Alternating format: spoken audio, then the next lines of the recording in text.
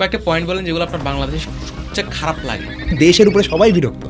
বাংলাদেশে যে হাদি ভাই উনি আসলো একটা রেভলিউশনের ব্যাপার ছিল এবং চলে গেল। এখন মানুষ আসলে সচেতন হচ্ছে না কেন? A film on Osman Hadi. আমি ঝঞ্ঝা, আমি ভিতরে ধরিত্রীর পরবীর চিরুন্নত মানুষই। শুধু আমাদেরকে যদি কেউ গুলি করে মেরে ফেলে তাকে যেন ধরে বিচার করা হয়।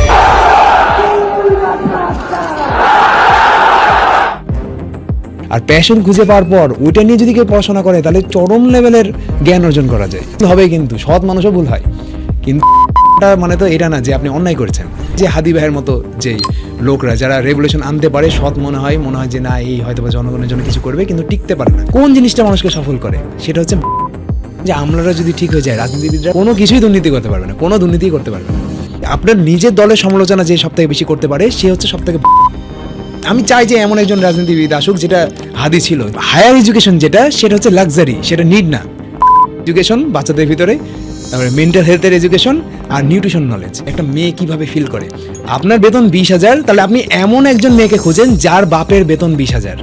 বুড়ারাই সব থেকে বড় বখাটে।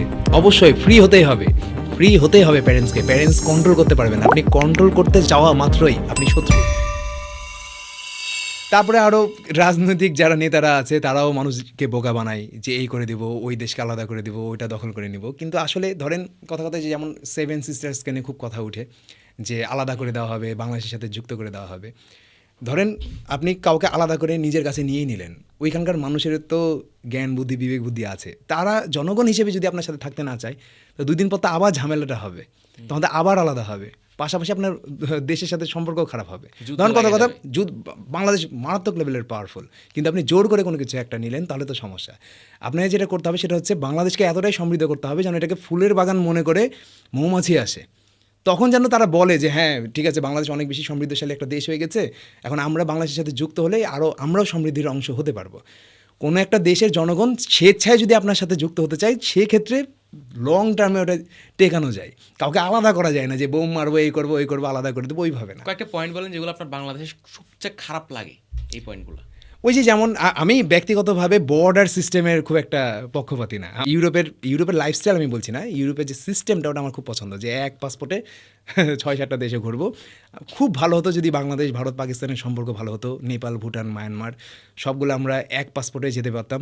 যেহেতু আমাদের আইকিউ কম, মেটাকগনিশন কম, ইন্টেলিজেন্স কম, মেটাকগনিশন একটু পর আলোচনা করছি, তো এই সব কারণে আমরা কি করি যে সুযোগ পেলে যে দুর্নীতি করি অন্য দেশে দিয়ে নিজের ভ্যালুটা কমাই।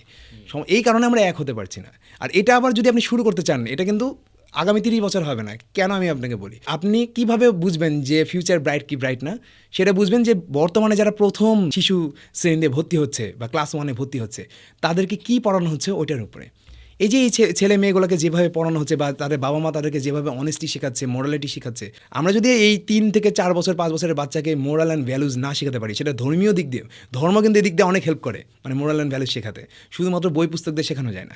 প্লাস আমাদের অ্যানসিস্টাররা, মানে আমাদের অতীতে যারা ছিল, যারা দেশটাকে স্বাধীন করেছে, তারা কী কষ্ট করেছে আমাদের জন্য সেটা আমরা কেউ উপলব্ধি করি না এখন। খালি মুখে মুখে বলি স্বাধীনতা দিবস, বিজয় দিবস, এই ওই হাবি জাফি, কিন্তু উপলব্ধি করি না। একটা আছে না ভিতর থেকে ফিল করা, ওটা কারো ভিতর নাই ওই ফিলিংস। কারণ কি, দেশের উপরে সবাই বিরক্ত। এখন এইভাবে এখন ব্যাপারটা কি যে আপনাকে যে কোনো একদিক থেকে তো পজিটিভ হতেই হবে। আমি এর কিছুদিন আগে একটা ভিডিও তৈরি করেছিলাম, এটাকে বলা হয় মিরর নিউরন সিস্টেম। অর্থাৎ আপনি যদি একা পজিটিভ হওয়ার চেষ্টা করেন, দেখবেন আশেপাশে 2-1 মানুষ আপনাকে দেখে পজিটিভ হয়ে যাবে, যেটা আমি নিজের লাইফে অ্যাপ্লাই করার চেষ্টা করি। আর এটাতে আমি অনেক ভালো থাকি, আমার নেগেটিভ কথা ভাবতেও ভালো লাগে না। আপনি যখন অনেক বেশি রাগী হন বা অনেক বেশি রাগ থাকেন, তখন আপনি নাকি যত হেলদি ফুডই খান না কেন ওইটাই নাকি আপনার শরীরের জন্য খারাপ। রাগ আপনি খেয়াল করে দেখবেন, রাগ কিন্তু 4 থেকে 5 মিনিটের বেশি থাকে না। মানে এক্সট্রিম লেভেলের রাগ যেটা, ওই রাগে কিন্তু মানে খুনাখুনি হয়ে যায়, হাজব্যান্ড ওয়াইফকে চর মেরে দেয়, কিন্তু ওই সিচুয়েশনটা পার হয়ে গেলে কিন্তু হবে না। তো কেউ যদি ওই সময় রাগটাকে কন্ট্রোল করে ফেলে, ওই রাগ থেকেও কিন্তু অনেক সময় কিন্তু মানুষ ওই যে ডিপ্রেশনও, মানে চরম লেভেলের ডিপ্রেশন, যেটাকে আত্মহত্যা করার মতো ডিপ্রেশন, ওটাই কিন্তু এক ধরনের রাগের মতোই। এতটাই মানসিক অশান্তিতে ভোগে কিছু সময়ের জন্য, যেটা হিট অফ দ্য মোমেন্ট, ওই সময় মনে হয় যে জীবন শেষ করে ফেলাই ভালো, অথবা আরেকজনকে মেরে ফেলা ভালো। তো ডিপ্রেশন থেকে মানুষ নিজের জীবন শেষ করে, আর রাগ থেকে আরেকজনের জীবন শেষ করে, এটাই হচ্ছে ব্যাপারে। তো ওই হিট অফ দ্য মোমেন্টকে কন্ট্রোল করা যায়। যেমন আমার ব্যক্তিগতভাবে রাগ মানে খুবই কম হয়। আচ্ছা ভাই, বাংলাদেশে আমি যে জিনিসটা দেখছি যে যেমন ওই যে হাদি ভাই, উনি আসলো একটা রেভলিউশনের ব্যাপার ছিল এবং চলে গেল। এখন মানুষ আসলে এই যে জিনিসটা হচ্ছে সচেতন হচ্ছে না কেন? এখন দেখেন যে মানুষ আসলে রাজনৈতিকভাবে সচেতন না, কারণ ওই যে আমি কিছুক্ষণ আগে আলোচনা করেছিলাম যে আমাদেরকে আসলে 3 বছর বয়স থেকেই আমার পাঠ্যক্রমে পাঠ্যপুস্তক বইয়ে যেই এই সিস্টেমেই আনতে হবে রাজনীতি নিয়ে আলোচনা। ওরা তো বুঝবে না ছোটো বাচ্চারা, মোরালিটি অ্যান্ড ভ্যালুজ শেখানোর ব্যাপারটা ওখানে ঢোকাতে হবে, যে সৎ হবে, দেশের প্রতি একটা দায়বদ্ধতা থাকবে। এটা 3 থেকে ক্লাস 3-4 পর্যন্ত আমার মনে হয় না যে একটা বাচ্চার কোনো পড়াশোনা থাকা উচিত। সত্যি কথা, এটা আমার মনে হয়।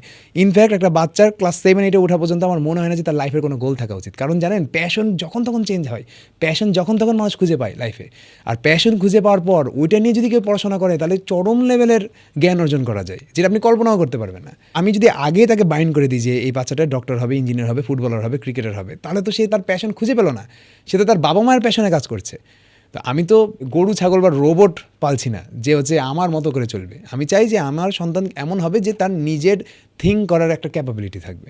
মানে সেরকম যদি ক্যাপাবিলিটি তাদেরকে অর্জন করতে দিতে হয়, সক্ষমতা তাদেরকে ভিতরে আনতে হয়, তাহলে তাদের ভিতরে সততা, মোরাল ভ্যালুজ এগুলো শেখাতে হবে। ভুল হবে, কিন্তু সৎ মানুষও ভুল হয়, কিন্তু ভুল হওয়াটা মানে তো এটা না যে আপনি অন্যায় করছেন। ভুল স্বীকার করে নিতে হবে, দিয়ে আবার সংশোধন করার চেষ্টা করতে হবে।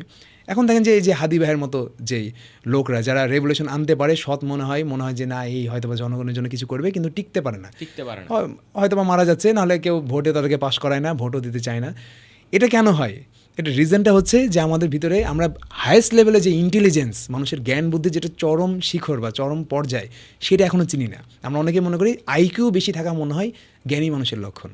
মানে আইকিউ মানে যেটা আইনস্টাইন অনেক বেশি ছিল, তারপরে হচ্ছে যত ধরনের বিজ্ঞানী আছে, সায়েন্টিস্ট আছে, অত বেশি ছিল। কিন্তু নর্মালি মানে যেটা দেখা গেছে জরিপে, যে যারা ফিলসফি নিয়ে কাজ করে তাদের আইকিউ সর্বোচ্চ লেভেলের হয়, মানে হওয়া উচিত, কারণ তাদেরকে ডিপ থিঙ্কিং করতে হয়। তাদের আইকিউ 120, 130, 150 হতে হয়, যেমন এরকম হচ্ছে লেভেলের, মানে অনেক উঁচু লেভেলের আইকিউ হতে হয়। সাধারণ মানুষের হতে হয় হলো 90 থেকে 110, মানে এরকম হয়। আমি কখনো নিজেরটা মাপিনি, হয়তো বা 110-20 হবে, আবার বেশি হতে পারে, আমি আসলে মাপিনি। তো ডিপ থিঙ্ক করার অ্যাবিলিটি থাকতে হলে আপনার অনেক বেশি আইকিউ হতে হবে। এখন অনেকে আছে যে ডিপ থিঙ্ক করতে পারে না, অনেকে আছে যে মেমোরাইজেশন পাওয়ার বেশি না, কিন্তু সে ভালো মানুষ, সে তার ভিতরে আবার অন্য একটা স্কিল আছে। এইরকম মানুষ জীবনে সাকসেসফুল হবে না? হবে তো। যেমন আপনি কি লিওনেল যে মেসি আছে বা রোনালদো আছে, এদের কি আইকিউ অনেক বেশি? তারপর তো এরা তাদের জীবনে, তাদের ক্যারিয়ার অনেক চরম লেভেলে সফল না? বা সাকিব আল হাসান বলেন, বিরাট কোহলি বলেন, কোন জিনিসটা মানুষকে সফল করে? কোন জিনিসটা? সেটা হচ্ছে মেটাকগনিশন, যেটা সায়েন্স এখন প্রমাণ করছে। এই মেটাকগনিশন হচ্ছে নিজে যে চিন্তাটা করছি সেটাকে আমি ভুল চিন্তা করছি নাকি ঠিক চিন্তা করছি সেটাকে প্রশ্ন করা, এটাকে বলা হয় মেটাকগনিশন। অনেকে বলে আত্মসমালোচনা, না, অনেক সময় এটা আত্মসমালোচনা না। আত্মসমালোচনা মানে হলো আমি জাস্ট নিজের ভুল ত্রুটিগুলোকে দেখছি। হ্যাঁ, আত্মসমালোচনাও মেটাকগনিশনের একটা অংশ, কিন্তু আমি ঠিক যদি চিন্তা করে থাকি সেটাও মেটাকগনিশনের অংশ। ধরেন আমি যেটা ভাবি, আমার যেটা মানে থিঙ্কিং, আমার যেটা দর্শন জীবন নিয়ে, আমি একটা মানুষকে নিয়ে যেটা চিন্তা করছি, মানে যে সামনে থেকে উপর থেকে দেখে যে ওই লোকটা মনে উপর থেকে দেখে চোর হবে, বাটপার হবে, কিন্তু আমি মনে মনে কোয়েশ্চেন করছি যে না, একে দেখি ভালো মতো, আমি তো জানি না যে চোর নাকি বাটপার। এই জিনিসটা, এই কোয়েশ্চেনটা নিজেকে করতে পারাই হচ্ছে মেটাকগনিশন। আর এই মেটাকগনিশনের চর্চা করতে হবে অল্প বয়স থেকেই। আর এটা চর্চা করলে যে কোনো মানুষ কম আইকিউ হলেও সাকসেসফুল হবে। আপনি মনে করতে পারেন যে ইলন মাস্ক বলেন বা বিল গেটস বলেন বা এই যে যত ধরনের খেলোয়াড় আছে পপুলার, এদের আইকিউ অনেক বেশি, হয়তো বা সাধারণ মানুষের মতো বা স্বাভাবিক সামান্য একটু বেশি। এদের মেটাকগনিশন অনেক বেশি, এরা জাস্ট শিখতে চায় প্রত্যেকটা ভুল থেকে, আর সবসময় চিন্তা করে যে আমি যেটা চিন্তা করছি সেটাকে আরও কতভাবে চিন্তা করা যায়। এই জিনিসটার অভ্যাস যদি আমরা করতে পারি অল্প বয়স থেকে, জাস্ট বিশ্বাস করা যাবে না, মানে বিশ্বাস কি একটা আছে, ধর্মীয় বিশ্বাসের কথা আমি বাদ দিচ্ছি, ওটার সাথে আত্মার সম্পর্ক, কিন্তু এমনি কোনো ইনফরমেশন, এমনি কোনো রাজনীতিবিদ, এমনি কোনো মানে উপরে উপরে কোনো কথা সরাসরি বিশ্বাস করা যাবে না। করলাম, শুনলাম, ধরেন আমি একজনের ফলোয়ার, ওর কথা আমার শুনতে ভালো লাগে, কিন্তু ও যেটা বললো সেটা আমি অন্য জায়গায় একটু চেক করে দেখি ফ্যাক্ট, ওই জিনিসটা তো আমরা করি না। আমরা জাস্ট একজন বলেছে ওটা শুনে আমরা থেকে যাই, যেটা কমন মিথ, যেটা যে অনেকে বলে যে এই বাচ্চাকে এক্সারসাইজ করতে দিস না, হাইট কমে যাবে বা ইনজুরি হয়ে যাবে, কিন্তু 8 বছর বয়স থেকে সায়েন্স প্রমাণ করেছে যে 8 বছর বয়স থেকে বাচ্চাদেরকে স্ট্রেন্থ ট্রেনিং করানো যায়, আর বরং উচিত, করালে গ্রোথ হরমোন বুস্ট হয়। কিন্তু আপনি যদি বলেন একটা বাঙালি সমাজে একটা বাবাকে, ও খেপে যাবে, রাগ করবে, বলবে যে হ্যাঁ আমার বাচ্চাকে মারবো নাকি আমি, বা মেরে ফেলবো নাকি, আমার কি শখ হয়েছে নাকি। কিন্তু সে সায়েন্সের কথা বিশ্বাস করবে না, সে একবারও চিন্তা করবে না যে ওই লোকটা যেটা বললো ওটা বাড়িতে যে একটু ঘেটে দেখি তো সে ঠিক বললো নাকি ভুল বললো। হ্যাঁ, রকও তো আপনার শুনছি ওনাকে 4-5 বছর থেকে ওর বাবা ওকে জিমে নিয়ে গেছে। ও হয়তো বা ফ্রি হ্যান্ড করে জেনেটিক্যালি ব্লেসড, ওটা না, সায়েন্স প্রমাণ করেছে 8 বছর, মানে 8 বছর বয়সে মানুষ এতটা স্ট্রং হয়ে যায় যে তার হচ্ছে সে এক্সারসাইজ করতে পারে, যে কোনো ধরনের মুভমেন্ট করতে পারে। তো এইবার আসি হাদির ব্যাপারে, যে হাদিকে আমরা কেন চয়েস করতে পারছি না? কারণ আমাদের মেটাকগনিশন কম, ইমপ্যাথি কম।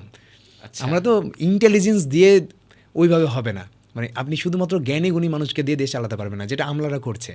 আমি গতকালকে একজনের সাথে পডকাস্ট ছিল, উনি প্রাক্তন আমলাই ছিলেন, উনি তো আমলাতন্ত্রের বিরুদ্ধে কথা বলেন। উনি বলছেন যে আমলারা যদি ঠিক হয়ে যায়, রাজনীতিবিদরা কোনো কিছুই দুর্নীতি করতে পারবে না, কোনো দুর্নীতিই করতে পারবে না।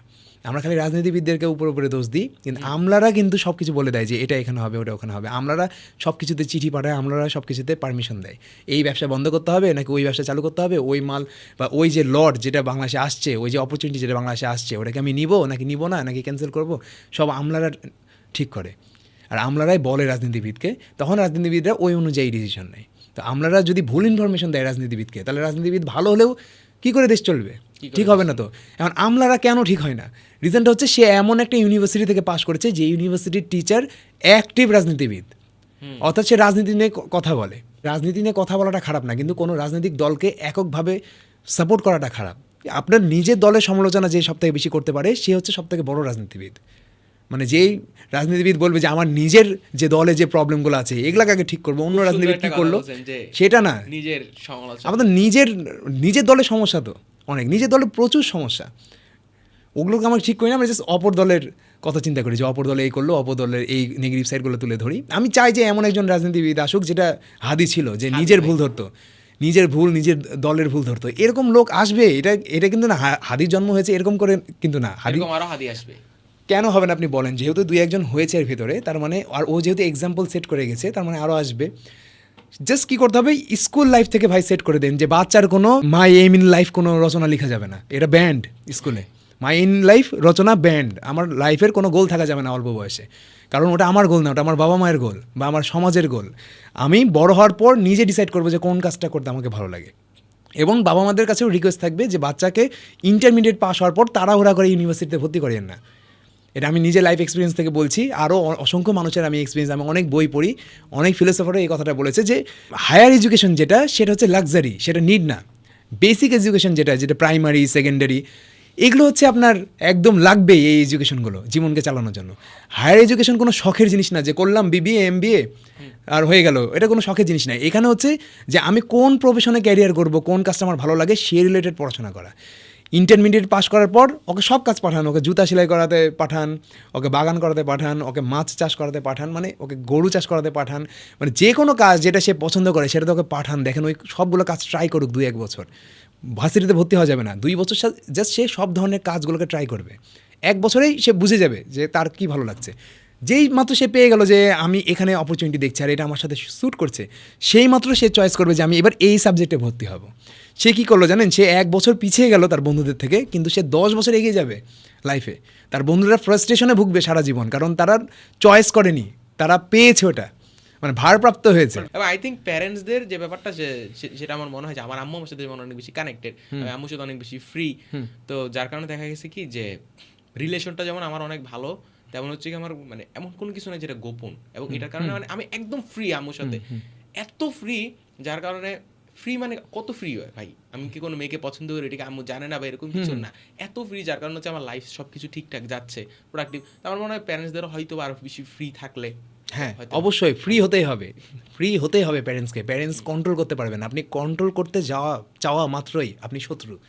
আপনি তাকে ভ্যালুজ শেখান, ভ্যালুজ শেখানোর বিষয়, ভ্যালুজ জোর করার বিষয় না। ধর্ম যেমন শেখানোর বিষয়, আপনি ভালো জিনিসগুলো শেখান, ভালো লাগবে, সে যখন উপলব্ধি করবে সে পালন করবে।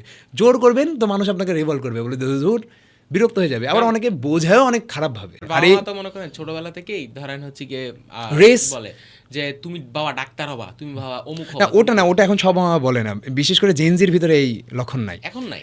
এটা ওটা আমাদের আগের বাবা, আমি বলি এটা বাবা মায়ের দোষ না, এটা হচ্ছে আমাদের এনভায়রনমেন্ট। তখন আমাদের তো সোশ্যাল মিডিয়া ছিল না, আমরা জানতাম না যে এগুলোর বাইরেও জব আছে, চাকরি আছে। সোশ্যাল মিডিয়া আসার কারণে আমেরিকাতে কী হচ্ছে সেটা আমরা বুঝি এখন, এই কারণে আমরা এখন বড় চিন্তা করছি। এটা কিন্তু সোশ্যাল মিডিয়ার একটা ব্লেজিং। এখন সমস্যা হচ্ছে সোশ্যাল মিডিয়াকে আমরা ভুল কাজে ব্যবহার করি, ওটা তো আলাদা বিষয়। এআইকে যদি আপনি ভুল কাজে ব্যবহার করেন ওটা তো আপনার উপরে যায়। টেকনোলজি কখনো নিজে ভুল হয় না, টেকনোলজিকে আমরা ব্যবহার করি ভুল হবে। তো এই জিনিসগুলো হচ্ছে একটু ঠিক করতে হবে। এরকম ইম্প্যাথি আবার সবার ভিতরে নাই, এই মোবাইলকে দোষ দিবে, ওকে দোষ দিবে, ওকে দোষ দিবে। নিজে যে সে ভুল কাজটা করছে সেটা, ওই সেম মোবাইলটা ব্যবহার করে তো কেউ লাখ লাখ টাকা ইনকাম করছে বাসাতে বসে, আর ওই সেম মোবাইল ব্যবহার করে কেউ পর্ন দেখছে। তো এটা কি বলবেন এখন তো মোবাইলের দোষ কোথায়? মেন্টালিটির দোষ না, ওকে গ্রুম করতে হবে ছোট থেকেই, মানে সে বাচ্চা অবস্থা থেকে তাকে গ্রুম করতে হবে, এবং তাকে যে মেন্টাল হেলথের এডুকেশন, তাকে নিউট্রিশনের এডুকেশন, তাকে ফিজিক্যাল হেলথের এডুকেশন, যেগুলো বেসিক, যেগুলো তাকে মৃত্যুর আগ পর্যন্ত লাগবে, মেন্টাল হেলথ মৃত্যুর আগ পর্যন্ত লাগবে, নিউট্রিশনের যে নলেজ মৃত্যুর আগ পর্যন্ত লাগবে, এবং আরেকটা জিনিস হচ্ছে এই সেক্সুয়াল এডুকেশন।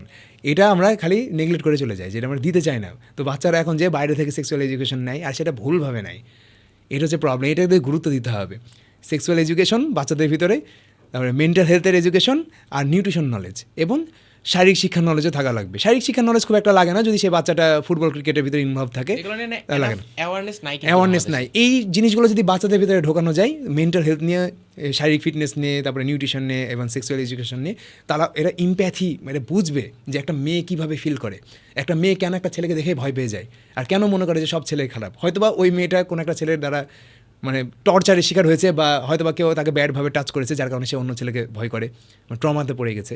এটা একটা ছেলে হিসেবে অ্যাকসেপ্ট করতে জানতে হবে।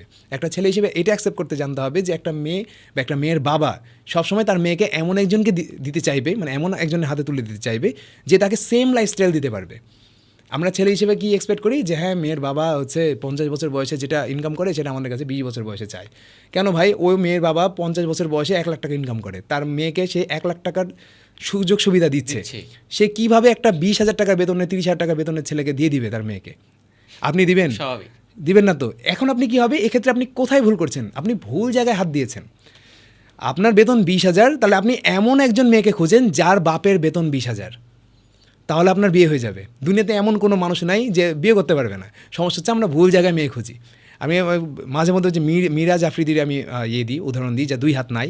অনেকে তাকে ট্রল করে, কিন্তু আমি তাকে এক্সাম্পল হিসেবে এই জন্যই দিই যে তার 2 হাত নাই, সেলুন চালায়, এখন একটা ভালো পজিশনে চলে গেছে। তাকে যদি মেয়ে বিয়ে করে, তো আবার প্রেম করে, তাহলে তুমি ভাই কি, তোমার বিয়ে হবে না কেন? তুমি ভুল জায়গায় খুঁজছো, ভুল মেয়েকে খুঁজছো, এমন একটা মেয়ের পিছিয়ে লেগে আছো যে মেয়েটা তোমার ভিতরে ফিউচার দেখছে না, তাই তোমার কাছ থেকে পালাচ্ছে। আর ওই যে ডিপ্রেশন নিয়ে পড়ে যাই, রিলেশনশিপ নিয়ে, এই নিয়ে ওই নিয়ে, এতটুকু ম্যাচুরিটি আমার থাকতে হবে যে আমি অন্য একজনকে যেমন আমার পছন্দ করার অধিকার আছে, ঠিক তেমনই সেই মানুষটারও আমাকে অপছন্দ করার অধিকার আছে। আমি কাউকে মানে বেঁধে আনতে পারবো না। ঠিক যেমনটা কিছুক্ষণ আগে বলছিলাম না যে 7 সিস্টার্স, বাধাই করে আনতে পারবো না যে যুদ্ধ করে নিয়ে চলে আসলাম। ওখানকার জনগণের সাপোর্টও তো লাগবে। কী দরকার ভাই এগুলো করার? আপনি মানে সম্পর্ক ভালো করেন, অ্যাজ এ রাজনীতিবিদ মানুষের সাথে সম্পর্ক ভালো করেন, অ্যাজ এ সাধারণ মানুষ আপনি আপনার আশেপাশে মানুষের সাথে সম্পর্ক ভালো করেন। আপনি যেই অধিকারটা চান যে অন্য একজন আপনাকে দিক, সেটা আপনি জাস্ট আরেকজনকে দেন, তাহলে আপনার ওভারঅল সব কিছু আস্তে আস্তে ডেভেলপ হয়ে যাবে। তো এই মেন্টালিটিটা যদি আসে, আশা করি, আর আমি কিন্তু অনেক আশাবাদী, মানে আমি আশাবাদী যে আর 20-30 বছর বয়সে হয়তো বা এই যে যারা বুড়া আছে, বুড়ারাই সব থেকে বড় বখাটে একটা সমাজের। সব থেকে বড় বখাটে হচ্ছে বুড়া, কারণ বুড়া মানুষরা নতুন কিছু শিখতে চায় না, তারা একটা জিনিসকে আঁকড়ে নিয়ে পড়ে থাকে। এই বুড়াগুলা ধরেন যে নতুন একজন রেভলিউশন তৈরি করবে, সৎ একজন মানুষ, তাকে ভোট দিবে না। তো এই বুড়াগুলো 20-30 বছর পর তো মরে যাবে, তখন তো জেনজিরা ওই বয়সে যাবে, তখন জেনজিরা বুঝবে, তখন জেনজিরা ভালো একজন মানুষকে যে আসলেই সত্যি রেভলিউশন আনবে তাকেই ভোট দেবে।